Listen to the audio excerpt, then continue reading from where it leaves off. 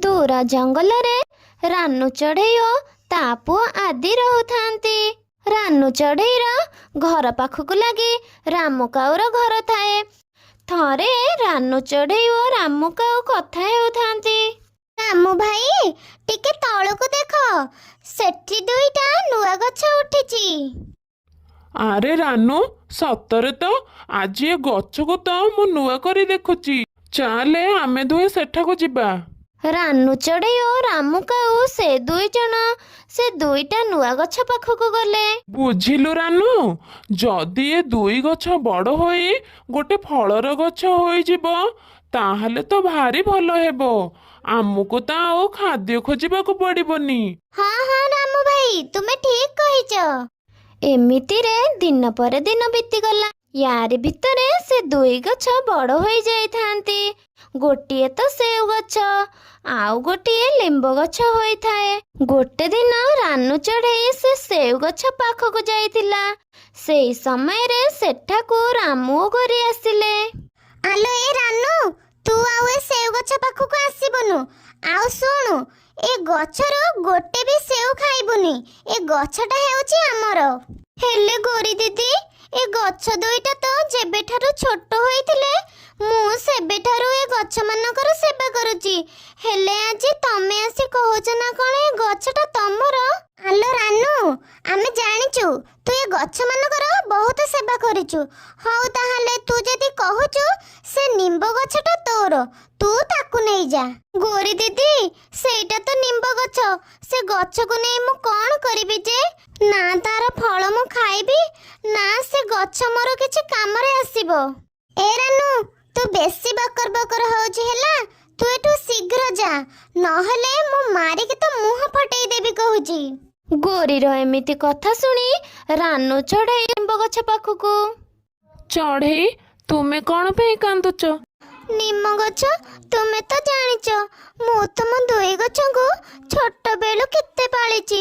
ହେଲେ ସେ ସେଉ ଗଛରେ ସେଉ ଫଳିଲା ବୋଲି ରାମୁ ଓ ଗୋରିକା ମତେ ସେଠୁ ତଡ଼ିଦେଲେ। ଆଉ ଗୋଟେ ବି ସେଉ ଖାଇବାକୁ ଦେଲେନି। ତୁମେ ବି କୁହ ଲିମ୍ବ ଗଛ, ମୁଁ ତୁମକୁ ନେଇ କଣ କରିବି? ତୁମ ଫଳ ବି ତ ମୁଁ ଖାଇପାରିବିନି। ଚଢ଼େଇ, ମୁଁ ତୁମକୁ ମୋ ଗଛରୁ ଥଣ୍ଡା ଥଣ୍ଡା ପବନ ଦେବି। ଆଉ ଚଢ଼େଇ ଶୁଣ, ତମେ ଆଗରୁ ଯେମିତି ଖାଦ୍ୟ ସଂଗ୍ରହ କରୁଥିଲ, ତୁମେ ଏବେ ବି ସେମିତି ଖାଦ୍ୟ ସଂଗ୍ରହ କରିବାକୁ ଯିବ। ହଁ ନିମ ଗଛ, ତମେ ଠିକ କହିଛ। ହେଲେ ନିମ ଗଛ, ତୁମେ ଜମା ବି ମନ ଦୁଃଖ କରନି। ମୁଁ ତୁମ ପାଖକୁ ସବୁବେଳେ ଆସିବି, ଆଉ ତୁମ ଥଣ୍ଡା ପବନ ଖାଇବାକୁ। ମୁଁ ତୁମ ପାଖକୁ ସବୁବେଳେ ଆସିବି, ତୁମ ଥଣ୍ଡା ପବନ ଖାଇବାକୁ। ଏପଟେ ରାମୁ କାଉ ଓ ଗୋରି କାଉ ସବୁବେଳେ ସେ ସେଉ ଗଛରୁ ମିଠା ମିଠା ଫଳ ଖାଆନ୍ତି।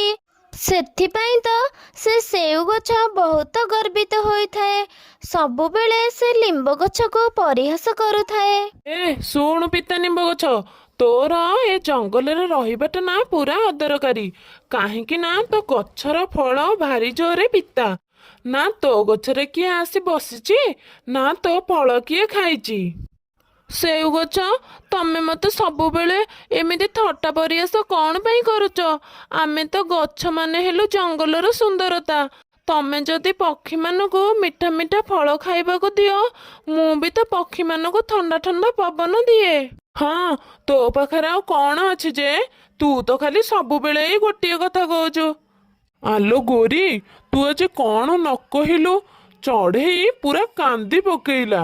ହେଇଟି ରାମୁ, ମୁଁ ଯଦି ସେ ରାନୁ ଚଢ଼େଇକୁ ଏମିତି କହିନଥାନ୍ତି, ନହେଲେ ସିଏ ରାନୁ ଚଢ଼େଇ ଆମର ସବୁ ସେଉ ତୋଳିକି ଖାଇ ଦେଇଥାନ୍ତା। ପରଦିନ ସକାଳୁ ରାମୁ ଓ ଗୋରି ସେଉ ଗଛ ପାଖକୁ ଗଲେ। ରାମୁ ସେଉ ଗଛରେ ବସି ସେଉ ଖାଉଥାଏ। ଠିକ୍ ସେଇ ସମୟରେ ଗଛର ଡାଳ ଭାଙ୍ଗିଗଲା, ଆଉ ରାମୁ ତଳେ ପଡ଼ିଗଲା। ଗଛର ଡାଳ ବି ରାମୁ କାଉର ଉପରେ ପଡ଼ିଗଲା। ରାମୁ କାଉର ଡେଣା ଭାଙ୍ଗିଗଲା ଓ କ୍ଷତ ବିକ୍ଷତ ହୋଇଗଲା। ଆଲୋ, ମୋ ରାମୁର କଣ ହେଲା କିଲୋ? ଆରେ ପକ୍ଷୀମାନେ, କିଏ କୋଉଠି ଅଛ? ମୋ ସ୍ୱାମୀକୁ କିଏ ବଞ୍ଚାଅ ରେ। ମୋ ସ୍ୱାମୀ ଉପରେ ଡାଳ ପଡ଼ିଗଲା। ହେ ଭଗବାନ, କିଏ କୋଉଠି ଅଛ? ଆସ, ମୋ ସ୍ୱାମୀକି ବଞ୍ଚାଅ। ସେଇ ସମୟରେ ପାରା ବି ସେଠିକି ଆସିଲା, ଆଉ ଅନ୍ୟ ପକ୍ଷୀମାନେ ବି ସେଠିକି ଆସିଲେ। ଆରେ ୟାର ତ ବହୁତ ଜୋରରେ ଘା ହୋଇଯାଇଛି। ଏ ଘାରେ ତ ନିମ୍ବ ପତ୍ର ଦେବାକୁ ପଡିବ। ହେଲେ ପାରା ଭାଇ ଆଉ କୌଣସି ପତ୍ର ଦେଲେ ହେବନି? ନାଇଁ ନାଇଁ, ଆଉ କୋଉ ପତ୍ର ହବନି, କେବଳ ନିମ ପତ୍ର ଦିଆହବ। ଆରେ ଗୋରି, ଏଇଠି ପରା ଲିମ୍ବ ଗଛ ଅଛି, ଏଉଠୁ କିଛି ପତ୍ର ତୋଳି ଆଣ। ହେଲେ ପାରା ଭାଇ ଆମେମାନେ ଏ ନିମ୍ବ ଗଛର ବହୁତ ଅପମାନ କରିଛୁ। ଚଢ଼େଇ, ତୁ ଗଛରୁ ଆମକୁ କିଛି ନିମ୍ବ ପତ୍ର ଦେ। ତୁ ନିମ ପତ୍ର ଦେଲେ ମୋ ସ୍ୱାମୀଙ୍କ ଜୀବନ ବଞ୍ଚିଯିବ। ଗୋରି ଦିଦି, ତୁମେ ଯେତେ ଇଚ୍ଛା ସେତେ ପତ୍ର ନେଇପାର, ମୋର କିଛି କହିବାର ନାହିଁ। ବରଂ ରାମୁ ଭାଇଙ୍କ ଜୀବନ ବଞ୍ଚିଯାଉ। ଚଢ଼େଇ, ତୁ ଆମକୁ କ୍ଷମା କରିଦେ। ନିମ୍ବ ଗଛ, ତୁ ବି ଆମକୁ କ୍ଷମା କରିଦେ। ଆମେ ଆମ ଭୁଲ ବୁଝିପାରିଛୁ। ହଉ ହଉ ଗୋରି ଦିଦି, ତୁମେ ତୁମ ଭୁଲ ବୁଝିପାରିଛ, ସେତିକି ବଡ଼ କଥା। ଜୟ ଜଗନ୍ନାଥ ସାଙ୍ଗମାନେ। ଯଦି ଆପଣମାନଙ୍କୁ ଆମ ଗପଟି ଭଲ ଲାଗୁଛି ତାହେଲେ ଆମ ଚ୍ୟାନେଲକୁ ସବସ୍କ୍ରାଇବ କରନ୍ତୁ ଆଉ କମେଣ୍ଟରେ ଜଣାନ୍ତୁ ଗପଟି ଆପଣମାନଙ୍କୁ କେମିତି ଲାଗିଲା। ରହୁଛି, ଧନ୍ୟବାଦ।